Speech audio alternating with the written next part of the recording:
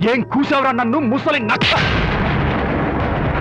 మా నాన్న మీద చేయి చేసుకుంటావురా? నేను ఇక్కడ నరికి పోగులు పెడతాను. నా ఫ్రెండ్ కొడతావా? ఫ్రెండా? ఫ్రెండ్ కు స్పెల్లింగ్ తెలియని నీకు ఈ లఫంగా ఫ్రెండ్. నీకంత డెకరేషన్ లేదు. నువ్వేదో మనిషి అనుకుని నీతో మాట్లాడడానికి వచ్చారు మా నాన్నగారు. నువ్వు బురదలో దొల్లే జంతువు అని, నీ దగ్గరకు వస్తే తన మీద బురద పడుతుందని ఇప్పుడే తెలిసి వచ్చింది ఆయనకి.